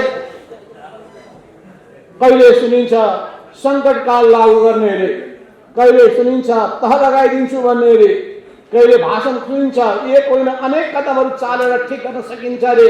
हुँदा हुँदा तपाईँले सुन्नुभयो जो पार्टीको सदस्य नभएको व्यक्तिले अनि संसदीय दलको नेताको पनि दावा गरिरहेका छन् अनि मुख्य सचेतकबाट देव गुरुङजीलाई हटाएको पनि सुन्नुभएको छ। अधिकारै नभएको कुरा कहाँ लगाउने, किनभने संसदीय दलको बैठकबाट पुष्पल दाहाल प्रसन्न लाने दलको नेता त हामीले चयन गरिसकेका छौँ। अब केपी ओली दलको नेता पनि रहनु भएको छैन। त्यस हुनाले पनि उहाँले आफ्नो हिसाबले उहाँको डायरीमा नोट गरेका नाम जति काटे पनि हुन्छ, हामीलाई भन्नु केही पनि छैन। रिस उठेपछि कलमले के कार्य गरे पनि हुन्छ, त्यो भन्नुपर्ने केही पनि छैन। रिस पोख्नु छ भने त्यहाँ पोखे हुन्छ, कोठाभित्र भन्नुपर्ने केही पनि छैन। तर जहाँसम्म अरू संस्थागत कुरा छ भने ती संस्थागत कुराहरू विधानमा लेखिए बमोजिम मात्रै हुन्छ, नेपालको संविधानमा लेखिए बमोजिम मात्रै हुन्छ। त्यस हुनाले कुनै एक व्यक्तिको सनकको भरमा देश अगाडि जान सक्दैन। यो विधि विधानलाई मान्ने देश बनाउन चाहेका छौँ। विधि विधानलाई मान्नका लागि कानुनको शासनलाई हामीले उच्च महत्त्व दिन चाहेका छौँ हामीले। यस अर्थमा तपाईँले के बुझ्नुपर्छ भने यो लडाईँ 2 व्यक्ति 3 व्यक्ति बीचको पदको लडाईँ होइन। यो लडाईँ भनेको विचारको लडाईँ हो, यो लडाईँ भनेको विधिको लडाईँ हो, यो लडाईँ भनेको नीतिको लडाईँ हो। त्यस हुनाले यो लडाईँ विचारसँग जोडिएको छ, विधिसँग जोडिएको छ, नीतिसँग जोडिएको छ, यी कार्यशैलीसँग जोडिएको छ, कार्यप्रणालीसँग जोडिएको छ, संस्कारसँग पनि जोडिएको छ, तरिकासँग पनि जोडिएको छ। समग्रतामा यो देशलाई हामीले लोकतान्त्रिक तरिकाले सञ्चालन गरौँ भन्ने कुरासँग जोडिएको छ। र यो लोकतान्त्रिक तरिकाले सञ्चालन गरौँ भन्ने कुरालाई वास्तवमा भन्नुहुन्छ भने त्यतिखेर मदन भण्डारी हुँदाखेरि जनताको बहुदलीय जनवाद त्यो विचार अगाडि सार्दाखेरि उहाँले यिनै लोकतान्त्रिकका मूल्य र मान्यतालाई अगाडि सार्नु भएको थियो। र पछिल्लो समयमा पूर्व माओवादीको तर्फबाट 21औं शताब्दीको त्यो विचार अगाडि आइसकेपछि यो दुईटै विचारको हामीले एकीकरण गर्यौं, सम्मिश्रण भयो र त्यसपछि फ्युजन गर्यौं। त्यसपछि समाजवाद उन्मुख जनताको जनवादमा हामीले सहमति गर्यौं। त्यो जनताको बहुदलीय जनवादको कुरा लिने अनि नेकपा एमालेवादीहरू एक हौं भन्ने जुन नारा लगाइएको छ त्यो नारा मान्छेमा भ्रम पैदा गर्न मात्र हो, त्यो कुनै भ्रममा पर्नुपर्ने आवश्यकता छैन। केपी ओलीजीले न कोअर्डिनेसन केन्द्रको बीजारोपण गर्नुभएको हो, न नेकपा मालेको बीजारोपण गर्नुभएको हो, स्थापना गर्नुभएको हो, न नेकपा एमाले बनाउनका लागि कुनै महत्त्वपूर्ण भूमिका खेल्नु भएको हो। उहाँ न कुनै आन्दोलनमा कुनै सहभागी नै हुनुभएको छ। त्यसमाले केपी ओलीजीलाई संगठनसँग पनि कुनै चासो सरोकार छैन, आन्दोलनसँग पनि कुनै चासो सरोकार छैन र परिवर्तनसँग पनि चासो सरोकार छैन। जनताको हित र कल्याणको कुराहरू, जनताको जीवनको रूपान्तरण गर्ने कुराहरूप्रति पनि उहाँलाई कुनै चासो र सरोकार छैन। उहाँलाई चासो र सरकार भनेको खाली गफ गर्ने कुरामा मात्र छ। गफले मात्रै संसार चल्ने भइदिएको भए मदन भण्डारीले त्यतिकै भन्नुहुने थिएन, कुराले चिउरा भिज्दैन। सम्भवतः मदन भण्डारी आज हुनुभएको भए त्यही भाषण गर्नुहुन्थ्यो, कुरा नगर है, कुराले चिउरा भिज्ने वाला छैन। काम गर, काम, परिणाम देखाऊ, परिणाम। यो ठुल्ठुलो हवाई गफ गरेर केही अर्थ लाग्दैन भनेर उहाँले भन्नुहुन्थ्यो होला। अनि आफैले चुनावको घोषणा गर्ने अनि त्यसको विधि पद्धतिलाई उल्लङ्घन गर्दै अनि उद्घाटन शिलान्यास गर्दै हिँड्ने, कुनै विधि प्रक्रिया पुरा नगर्ने, यत्तिकै टेन्डर दिएको भने हावादारी घोषणा गर्ने यो काम चालु भएको तपाईँले देखिरहनु भएको छ। त्यस हुनाले कहीँ नभएको जात्रा हाँडी गाउँमा भने जस्तै यी जात्रा हाम्रो देशमा केपी ओलीजीबाट भइरहेको छ। त्यस हुनाले उपस्थित कमरेडहरू, तपाईँहरूको मनमा कुनै भ्रम छ जस्तो लाग्दैन। यी जम्मै कुराको सन्दर्भमा पनि म धेरै जान चाहन्न, किन समय पनि कम छ र फेरि अध्यक्ष कमरेड पुष्पन दाहाल प्रचण्डले पनि बोल्नु पर्नेछ। फेरि सबै विषय बोलिदिनु भयो भन्नु होला, फेरि पछि गुनासो गर्नु। त्यस हुनाले हामी तपाईँलाई घन्टौँ घन्टाको विषय राख्न सक्छौँ, प्रशिक्षण दिन सक्छौँ, इतिहास बताउन सक्छौँ, अनुभव सुनाउन सक्छौँ। यी सबै 50 वर्षको लामो अनुभव सुनाउनलाई त धेरै समय लाग्छ। केपी ओलीजीको सङ्गत झन्डै झन्डै 48 वर्ष, झन्डै 50 वर्ष भइसक्यो। 2029 सालमा मेरो पहिलो भेट मोरङमा भएको थियो र मेरो आफ्नै डेरामा भएको थियो, यो तपाईँलाई थाहा होस्। त्यो बेलादेखिको सङ्गत भएको हुनाले उहाँका जम्मै अन्तरकुन्तर मलाई थाहा छ। फेरि सबै अन्तरकुन्तर मलाई थाहा छ भने चाहिँ अरूलाई थाहा छैन भने ठान्नु होला। म अरू कतिपय पाटाका बारेमा अरूलाई थाहा हो, मसँग जोडिएको पाटोको बारेमा मलाई थाहा छ। त्यो आधिकारिक रूपमा म भन्न सक्दछु। त्यसै गरी कमरेड पुष्पन दाहाल प्रचण्डसँगको पनि सङ्गत 4 दशक 40 वर्षको झन्डै भएको छ। यस अर्थमा पनि हिजो आजको हाम्रो सम्बन्ध र भेटघाट होइन। सङ्कटको बेलामा हामीहरूले सँगसँगै काम गरेका छौँ। पञ्चायत विरोधी आन्दोलनको बेलामा तपाईँहरूले त्यो बेलामा खेल्नु भएको भूमिका म बिर्सिदिनँ। चाहे शिक्षक सङ्गठन आन्दोलन, सबभन्दा पहिलो अगुवा चाहिँ शिक्षक आन्दोलन हो। पहिलो श्रेय म शिक्षक साथीहरूलाई बद्री प्रसाद खतिवडाजीलाई दिन चाहन्छु। उहाँलाई तपाईँले स्वागत गर्दै सम्मान गर्दै तालीको गर्दै चाहन्छु।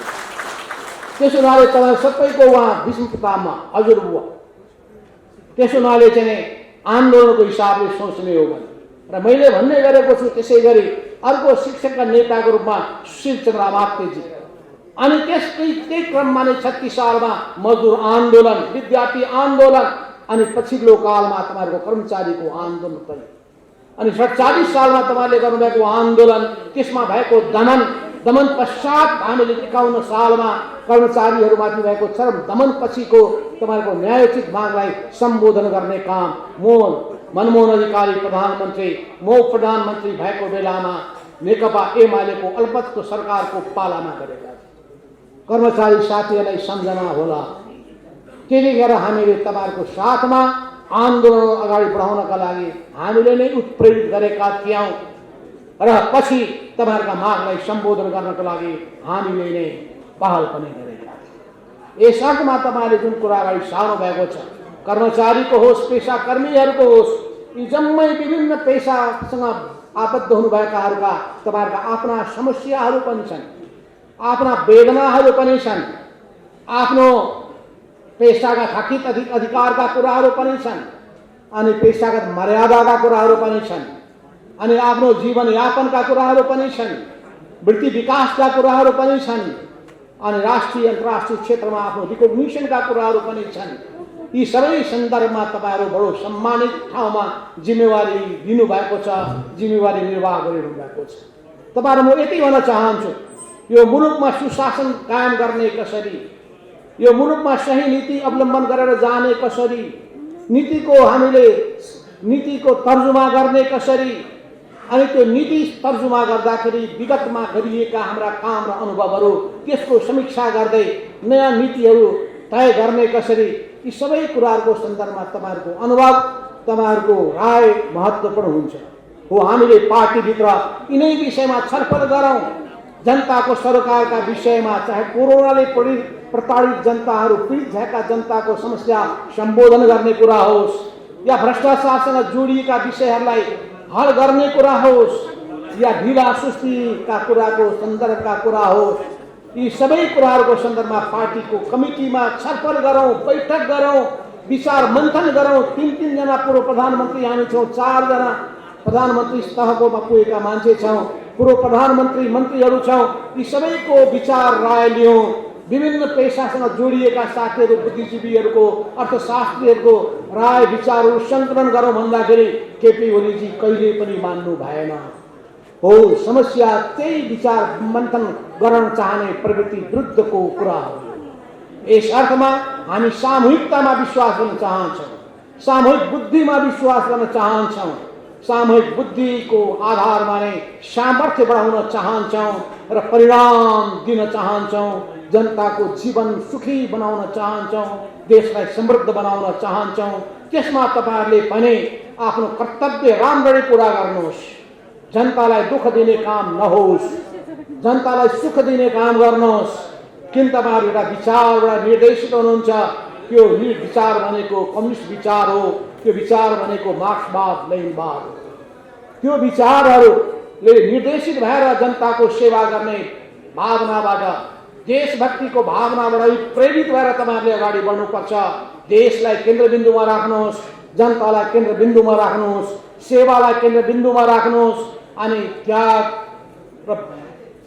र समर्पणको भावनालाई केन्द्रबिन्दुमा राख्नुहोस्। मलाई कति फाइदा हुन्छ भन्ने कुरालाई केन्द्रबिन्दुमा नराख्नुहोस्। म तपाईँलाई फेरि जोड दिएर भन्न चाहन्छु, तपाईँहरू डिस्टिङ्क्ट फरक किसिमको व्यक्तिहरू हुनुहुन्छ। कम्युनिस्ट पार्टीसँग जोडिएका व्यक्तिहरू अलग किसिमका धातुले बनेका हुन्छन्। तपाईँहरूमा इमान्दारिता देख्नुपर्छ, तपाईँहरूमा कर्तव्यनिष्ठा देख्नुपर्दछ, तपाईँहरूमा सेवा भावना देख्नुपर्छ, तपाईँहरूमा जनताप्रतिको प्रेम र सद्भाव देख्नुपर्छ। जनतासँगको बोली चाली व्यवहारहरू, ती गरिब निमुखा व्यक्तिहरू, ती अन्याय अत्याचारमा परेकाहरू, ती सबैको तपाईँहरूले आवाज बन्न सक्नुपर्छ। उनीहरूको स्पन्दनलाई, उनीहरूको धड्कनलाई बुझ्न सक्नुपर्दछ। यस रूपमा तपाईँहरूबाट हामी आशा गरिरहेका हुन्छौँ। तपाईँहरूको बारेमा कम्प्लेन नआओस्, जिल्लाबाट नआओस्, प्रदेशबाट नआओस्, मन्त्रालयबाट नआओस्, विभिन्न सङ्गठनहरूबाट नआओस्। तपाईँहरूको बारेमा राम्रो कुरा सुन्न पाइयोस्, तपाईँहरूले राम्रो गरेकोमा तपाईँलाई सम्मानित गर्न पाइयोस्, तपाईँहरूको नाम चर्चा गर्न पाइयोस्, तपाईँलाई पुरस्कृत गर्न पाइयोस्। अनि त्यो गर्दाखेरि अनि पेसागत महासङ्घ नेपालको अनि नेपाल राष्ट्रिय कर्मचारी सङ्गठनसँग जोडिएका सबै साथीहरू सँगसँगै अहिले तपाईँहरू जुन सङ्गठन बनाउँदै हुनुहुन्छ त्यसको मर्यादा पनि बढ्नेछ, तपाईँको मर्यादा बढ्नेछ, सङ्गठनको मर्यादा बढ्नेछ, पार्टीको मर्यादा बढ्नेछ अनि पार्टीसँग जोडिएका हामी नेताहरूको शिर पनि ठाडो हुनेछ। यस अर्थमा तपाईँहरूले आफ्नो कर्तव्य राम्ररी निर्वाह गर्नुहुने आशा अपेक्षा गर्दै सङ्गठन व्यवस्थित बनाउनुहोस् र आफ्नो आफ्नो समस्यालाई संस्थागत रूपमा अगाडि बढाउने र आफ्नो कर्तव्य पुरा गर्ने काममा जुट्नुहोस्। यिनै भावनाहरू व्यक्त गर्दै म आफ्नो भनाइ यहीँ टुङ्ग्याउँछु। धन्यवाद। लाल सलाम।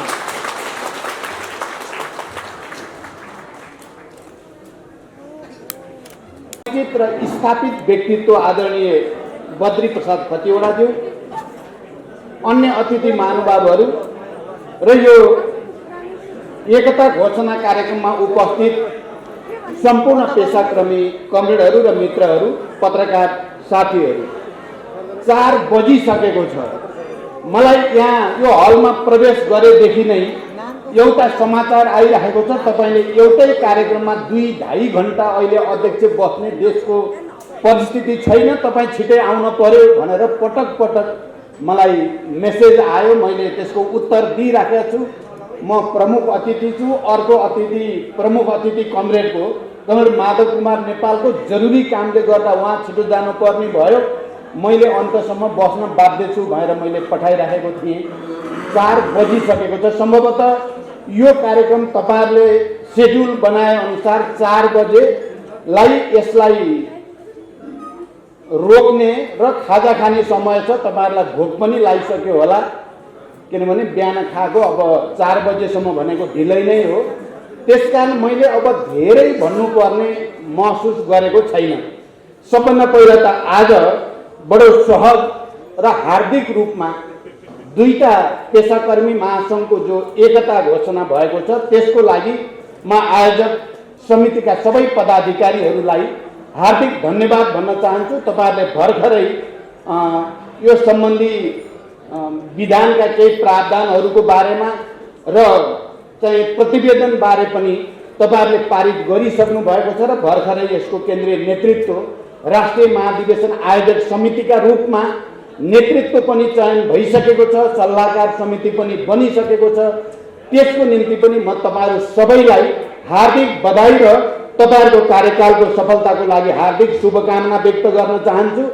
यो बीचमा के कारणले रोकिएको थियो भन्ने कुरा यहाँ फ्र्याक्सन इन्चार्जको तर्फबाट पनि अध्यक्ष कमरेड माधव कुमार नेपालको तर्फबाट पनि स्पष्ट भइसकेको छ र यो खुसीको कुरा हो कि अहिले पार्टी निर्माणको एउटा नयाँ चरणमा प्रवेश गरिसकेपछि खास गरी गुटवादी र फुटवादी क्रियाकलापमा संलग्न केपी र केपी गुटका मानिसहरूले पार्टी विभाजन गरिसकेपछि पार्टी एकताको झन्डा उठाउने, आधिकारिकताको झन्डा उठाउने, वैधानिकताको झन्डा उठाउने र लोकतान्त्रिक मूल्य मान्यता विधि विधान र पद्धतिको पक्ष पोषण गर्ने पार्टी र त्यसका समर्थक पेसाकर्मीहरू आज सहज ढङ्गले एकता सम्पन्न गर्ने ठाउँमा आइपुग्नु भएको छ। मलाई लाग्छ यसले एउटा ठुलो सन्देश देशभरि प्रवाहित भएको छ र त्यो सन्देश किनकि पेसाकर्मीहरूको सङ्गठनको सीधा सम्बन्ध पेसाकर्मीको हक हितसँग मात्रै नभएर देशमा सुशासन कायम गर्ने, पारदर्शिता कायम गर्ने, एउटा विशिष्ट चरित्र विकास गर्ने उद्देश्यसँग यो जोडिएको छ र तपाईँ पेसाकर्मीहरू म अहिले त्यहाँ बस्दै गर्दा विश्वनाथजीसँग मैले थोरै कुरा मञ्चमा बसेर गर्दा कति केन्द्रीय कमिटीको कत्रो सङ्ख्या हामीतिर रह्यो, पार्टी अहिलेको नेपाल कम्युनिस्ट पार्टी नेकपातिर रह्यो, कति केपीहरूको गुटतिर गयो भन्दा नगण्य सङ्ख्या मात्रै उता लागेको र अत्यधिक ठुलो सङ्ख्या अत्यधिकै यता रहेको भएर जो सुनाउनु भयो र तपाईँको यो हलमा देखिएको उत्साहजनक उपस्थिति, तपाईँहरूको धैर्यता र दृढता हेर्दाखेरि मैले के देख्छु भने आउने दिनमा बन्ने सरकार, किनकि छिटै एउटा नयाँ सरकार बन्दैछ, त्यो सरकारको प्रभावकारिताको निम्ति तपाईँ पेसाकर्मीहरूबाट ठुलो योगदान पुग्ने विश्वास मैले लिएको छु र त्यस अर्थमा पनि म तपाईँहरूलाई बधाई भन्न चाहन्छु। किनकि यसले निकै राम्रो सङ्केत, शुभ सङ्केत गरेको छ। एउटा वैचारिक निष्ठाको आधारमा, सिद्धान्तको आधारमा, लोकतान्त्रिक मूल्य मान्यताको आधारमा सुशासन र पारदर्शिता सहित जनतालाई सेवा दिने कुरामा हामी सफल हुन सक्छौँ। हामीसँग जो जनशक्ति अहिले प्राप्त छ त्यो जनशक्ति निकै उत्साहवर्धक रूपमा सङ्गठित छ। सङ्गठित मात्रै होइन, त्यो आन्दोलित पनि छ भनेर देख्न पाउँदा मलाई गर्वको महसुस भएको छ। यस अर्थमा पनि म तपाईँहरूलाई बधाई भन्न चाहन्छु र नयाँ नेतृत्वले समयमै राष्ट्रिय महाधिवेशन गरेर एउटा नयाँ नीति सिद्धान्त र प्रतिबद्धता सहित, नयाँ संरचना सहित हामीले जे भनेका छौँ समाजवाद उन्मुख जनताको जनवाद हुँदै समाजवादको रणनीतिक लक्ष्य हासिल गर्ने, हामीले निजी, सार्वजनिक र सहकारी क्षेत्रको समन्वयको माध्यमबाट नेपाल राष्ट्रलाई र नेपाली जनतालाई समृद्धिको दिशातिर लैजाने जे परिकल्पना हामीले गरेका हौँ त्यो परिकल्पना साकार पार्नको निम्ति तपाईँहरूको योगदान, तपाईँहरूको क्षमता, तपाईँहरूको अनुभव धेरै ठुलो योगदानको आधार बन्छ भन्ने मैले विश्वास लिएको छु। म अहिले धेरै लामो भन्न पर्ने र भन्न सक्ने स्थितिमा रहिन, कमरेडले यो बुझिसक्नु भएको छ। हामीले निकै ठुलो लक्ष्य लिएर, निकै धेरै सपना बोकेर यो देशमा अब राजनीतिक स्थायित्व चाहिन्छ, यो देशमा अब आर्थिक विकास र समृद्धिको यात्रा चाहिन्छ, यो देशमा सामाजिक न्याय सहित समाजवादको आधार निर्माणको एउटा महान ऐतिहासिक प्रक्रिया आवश्यक छ भन्ने महसुस गरेर नै हामीले त्यसका निम्ति दुईटा फरक फरक धारबाटको पृष्ठभूमिबाट आएका ठुला कम्युनिस्ट धारहरूलाई एकताबद्ध गरेर मात्रै राजनीतिक स्थायित्वको सुनिश्चितता गर्न सकिन्छ। आर्थिक विकास, सामाजिक न्याय, नेपालका मजदुर किसानदेखि सबै उत्पीडित वर्ग, जाति, क्षेत्र, लिङ्ग, समुदाय सबैको निम्ति आर्थिक समृद्धिको एउटा नयाँ युगतिर, सबैलाई समानता र आत्मसम्मानको एउटा नयाँ युगतिर डोर्याउन सकिन्छ, डोर्याउन पर्छ भन्ने मान्यता अनुसार नै हामीले पार्टी एकता र वाम गठबन्धन र पार्टी एकताको प्रस्ताव राखेका थियौँ। कमरेडहरू र मित्रहरू, तपाईँहरूलाई सम्झना छ, तपाईँहरू यसमा प्रष्टै हुनुहुन्छ भन्ने मैले विश्वास गर्दछु। त्यो सपना देखेर मैले तात्कालीन एउटा पार्टीको एउटा धाराको नेताको हैसियतले, एउटा धाराको अध्यक्षको हैसियतले मैले अर्को पार्टीको अध्यक्षसँग वाम गठबन्धनको प्रस्ताव लिएर गएँ। पार्टी एकताको सङ्कल्प गरौँ, निर्वाचनको लगत्तैपछि पार्टी एकता गरौँ।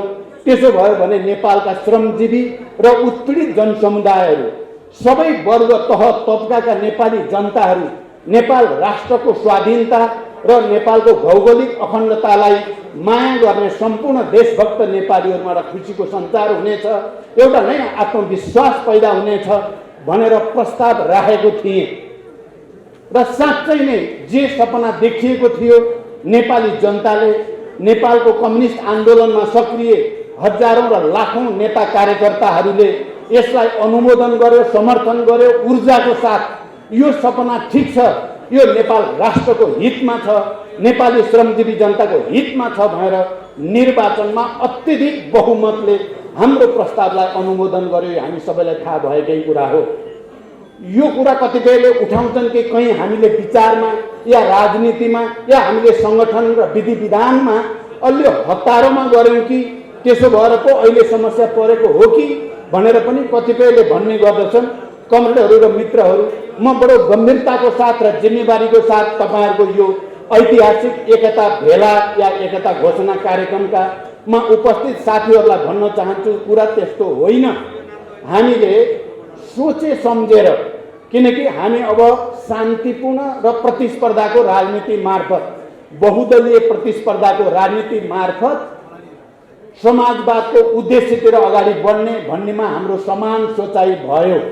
त्यो पार्टी एकताको प्रस्ताव राख्दाको दिन भएको मात्रै होइन, तत्कालीन नेकपा एमालेको 9औं महाधिवेशनको प्रतिवेदनले र तत्कालीन माओवादी केन्द्रको एकता अधिवेशनको प्रतिवेदनले अब हामी जाने बाटो भनेको शान्तिपूर्ण र प्रतिस्पर्धा मार्फत, स्वतन्त्र न्यायपालिकालाई सम्मान गर्दै अनि लोकप्रिय मत हासिल गर्दै सत्ताको नेतृत्व ग्रहण गर्ने र जनताको सेवा गर्दै अगाडि जाने हो भन्ने कुरामा दुईटै पार्टीका पछिल्ला अधिवेशनहरू, महाधिवेशनहरूले एउटै लाइन पारित गरेको ऐतिहासिक तथ्यप्रति म सबै कमरेडको ध्यानाकर्षण मात्रै गराउन चाहन्छु अहिले। र अनि हामीले त्यसो गर्दै गर्दा जति बेला नेपालमा 12 बुँदे समझदारी, विस्तृत शान्ति सम्झौता अनि संविधान सभाको निर्वाचन, संविधान सभाका दुईवटा निर्वाचन मार्फत भएका लामा छलफल बहसहरू, ती वैचारिक प्रकृतिका, सैद्धान्तिक प्रकृतिका, राजनैतिक प्रकृतिका, साङ्गठनिक र विधि विधानसँग सम्बन्धित बहसका पृष्ठभूमिमा नै वाम गठबन्धन र पार्टी एकताको आधार तयार भएको हो। यो रातारात भएको हो कि 2-4 दिनमै हतारमा भएको हो कि भनेर बुझियो भने त्यो ऐतिहासिक तथ्यसँग मेल खाँदैन, त्यो ऐतिहासिक सच्चाइसँग मेल खाँदैन। म कमरेडलाई यो कुरा भन्न चाहन्छु। त्यसकारण हामीले पार्टी एकता गर्दा जो राजनीतिक प्रतिवेदन पारित गरेका छौँ, हामीले बडो प्रष्टसँग दार्शनिक मान्यताको रूपमा मार्क्सवाद लेनिनवादलाई हाम्रो सैद्धान्तिक पथप्रदर्शकको रूपमा सर्वसम्मतले स्वीकार गरिएको छ। अघि नै यहाँ माधवजीले भन्नुभयो, तत्कालीन एमालेको जनताको बहुदलीय जनवाद र मदन भण्डारीको योगदान बारे, तत्कालीन माओवादी आन्दोलनको 21औं शताब्दीमा जनवाद र त्यसमा प्रचण्डको नेतृत्वको भूमिका बारे राजनीतिक प्रतिवेदनमा प्रष्टसँग भनिएको छ। र ती दुवैलाई समायोजित गरेर र विकसित गरेर समाजवाद उन्मुख जनताको जनवाद भन्नेमा सर्वसम्मत रूपले निर्णय गरिएको छ। त्यो सुविचारित छ र त्यसमा भनिएको छ यसलाई एकता अधिवेशनसम्म, एकता महाधिवेशनसम्म गएर थप विकसित र परिमार्जन गरिनेछ र समाजवादतिर अगाडि बढ्ने बाटोलाई अझ प्रष्ट गरिनेछ भनेर त्यहाँ भनिएको छ। त्यसकारण विचार र राजनीतिमा कन्फ्युजन हुँदाहुँदै भएको यो एकता होइन।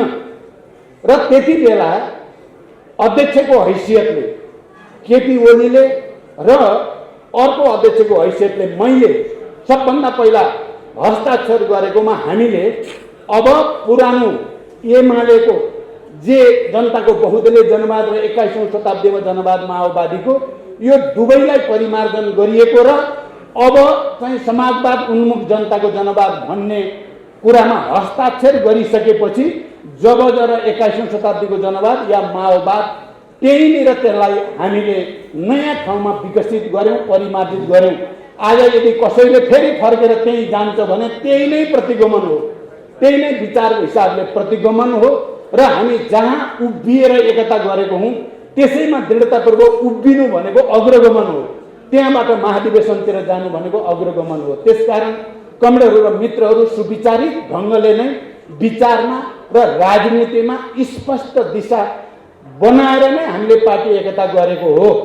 अनि विधानमा पनि तपाईँहरूलाई थाहा छ, हामीले लेनिनवादी संगठनात्मक सिद्धान्तलाई, जनवादी केन्द्रीयतालाई पार्टीको संगठनात्मक सिद्धान्तको रूपमा स्वीकार गरिएको हो। र अघि नै यहाँ आइसकेका छ, तपाईँहरू सबै यसमा विज्ञ हुनुहुन्छ। संगठन व्यक्ति संगठनको मातहत हुन्छ, संगठनमा बहुमतको मातहतमा अल्पमत हुन्छ, सम्पूर्ण कमिटी केन्द्रीय कमिटीको मातहतमा हुन्छ, बहुमतको निर्णय नै पार्टीको निर्णय हुन्छ भन्ने विधान पनि हामी सबैले सर्वसम्मत रूपले पारित गरिएको हो। त्यसकारण यो हतारमा गरिएको हो कि भन्ने कुरा वा अब पछाडि फर्काएर भ्रम दिएर कथित एमाले या कथित माओवादी केन्द्र भनेर यदि कसैले भन्छ भने त्यो चाहिँ वास्तवमा पार्टी एकताको मर्म र भावनामाथि प्रहार हुन्छ। त्यो इतिहासको आवश्यकता र इतिहासको भोलि राष्ट्र निर्माणको आवश्यकताका विरुद्ध प्रतिगमनकारी कदम हुन्छ भन्ने कुरा म फेरि एकचोटि सबै कमरेडहरूलाई स्पष्ट पार्न चाहन्छु। त्यसकारण यो अनि समस्या कहाँ पैदा भयो त? केपी ओलीजीको सबभन्दा ठुलो समस्या मैले गएको 3 वर्षमा जे देखेँ भने सत्ता प्राप्ति, कुर्सी प्राप्तिको निम्ति जे पनि सम्झौता गरिदिने, प्राप्त भइसकेपछि कार्यान्वयन एउटा पनि नगर्ने, उल्टो कार्यान्वयन गर्ने षड्यन्त्रकारी चरित्र नै समस्याको चुरो हुन आयो।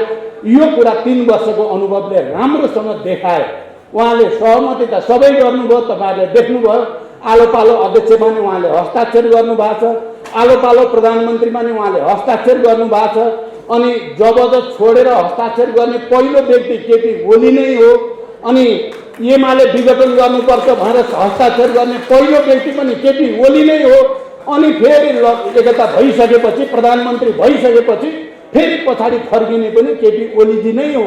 यो सबै कारणले यहाँ एउटा इमान्दारी, निष्ठा, वैचारिक निष्ठा, इमान्दारिता, जिम्मेवारी बोध, राष्ट्रप्रति, जनताप्रति हुने प्रवृत्ति र बेइमानी, जालझेलपूर्ण षड्यन्त्रकारी प्रवृत्तिको बिचको लडाइँ हुन आयो। यो त्यसकारण यो विचारको लडाइँ हो, यो प्रवृत्तिको लडाइँ हो, यो विधिको लडाइँ हो, यो पद्धतिको लडाइँ हो। अहिले देशमा जो राजनीतिक सङ्कट पैदा भयो, तपाईँहरूले गहिरिएर हेर्नुभयो भने प्रष्टसँग देख्न सक्नुहुन्छ। जसरी सचिवालयको बहुमतलाई उहाँले इन्कार गर्नुभयो, स्थायी समितिको 2/3 बहुमतलाई उहाँले लत्याउनु भयो, जसरी केन्द्रीय समितिको 2/3 बहुमतलाई लत्याउनु भयो, त्यसै गरी संसदको 2/3 बहुमतलाई पनि लत्याएर संसद विघटन गर्ने, संविधान खारेज गर्ने निकै ठुलो प्रतिगमनकारी, प्रतिक्रान्तिकारी कदम उहाँले चाल्नुभयो। हामी सबै आन्दोलित भयौँ। हामी सबैको निम्ति त्यो जीवन मरणको प्रश्न भयो। हाम्रो भरोसा थियो सर्वोच्चप्रति, हामीले भरोसा पनि व्यक्त गरिराख्यौँ। तर हामीले सडकमा गएर जनताको साथमा मिलेर खबरदारी गर्ने कुरा र केपी ओलीको कदम प्रतिक्रान्तिकारी छ, प्रतिगमनकारी छ भन्ने कुरा पनि हामीले नछोडिकन 2 महिनाभन्दा बढी समयदेखि लगातार आन्दोलन गऱ्यौँ। र अहिले सर्वोच्च अदालतले त्यो कदम असंवैधानिक र अलोकतान्त्रिक नै थियो भन्ने कुरा बकाइदा आफ्नो फैसला मार्फत घोषणा गरेपछि कोही पनि अलिकति पनि नैतिकता भएको मान्छे, संसारभरिको परम्परा र नजिरहरू र हाम्रै विगतका नजिरहरू अनुसार पनि सिधै आफ्नो प्रस्ताव खारेज भइसकेपछि राजीनामा दिनुपर्नेमा आजभोलि म अचम्म लाग्छ केपीजीको कुरा सुन्छु म। उहाँहरू त के गर्नु थाल्नु भयो, हामीले झन् जित्यौँ जस्तो पो गर्नुभएको छ। सर्वोच्चले उहाँलाई हराइदिएको त हामी झन् बलियो भयौँ अरे। यो के अचम्म, हारेपछि बलियो बहिनी, यो कस्तो सिद्धान्त प्रतिपादन गरे होला केपीजीले। यस्तो हुन्छ र भन्नुहोस् त, पछारियो पछारियो अनि जित्यौँ हामी त झन् बलियो भइयो अरे। त्यस्तो नै हुन्छ कहीँ? नैतिकताको आधारमा राजीनामा दिनुपर्छ पुरै देशले भनिराखेको छ, तर राजीनामा दिनु त कता हो कता, म अझै देखाइदिन्छु भन्ने हुन्छ उहाँले। अब देखाउने के बाँकी छ? उहाँले के सङ्कटकाल लाएर देखाउँछु भने हो कि? किनभने उहाँ त अब त पार्टी सदस्य पनि हुनुहुन्न, वैधानिक ढङ्गले पार्टी सदस्य हुनुहुन्न। संवैधानिक ढङ्गले यति ठुलो प्रतिगमनकारी उहाँको कदमलाई सर्वोच्च अदालतले खारेज गरिसकेपछि उहाँ प्रधानमन्त्री एक क्षण पनि बस्न लायक पनि हुनुहुन्न। तर उहाँले अझै भ्रम दिनुभएको छ। अझै हिजो मात्रै मैले सुने, अब मान्छेलाई साम दाम दण्ड भेद भ्रम प्रलोभन के हो के गर्दै गर्दै अझै तान्ने बल गर्नुभएको छ। यो सबैबाट चाहिँ वास्तवमा एउटा चाहिँ भनाइ छ क्या, चाहिँ अन्तर्राष्ट्रिय कम्युनिस्ट आन्दोलन स्थापितै भनाइ हो। जनताको एउटा नियम छ क्या, उनीहरू सङ्घर्ष गर्छन्, सङ्घर्ष गर्ने बित्तिकै भने जस्तो जित हासिल हुँदैन, फेरि सङ्घर्ष गर्छन्, फेरि पनि नहुन सक्छ।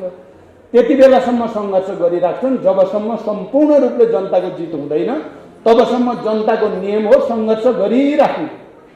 प्रतिक्रियावादीहरूले गडबडी मचाउँछन्, बेइमानी गर्छन्, सफल हुँदैनन्, फेरि बेइमानी गर्छन्, षड्यन्त्र गर्छन्, सफल हुँदैनन्। जबसम्म पुरै पतन हुँदैन तिनीहरूले गडबड गर्न छोड्दैनन्।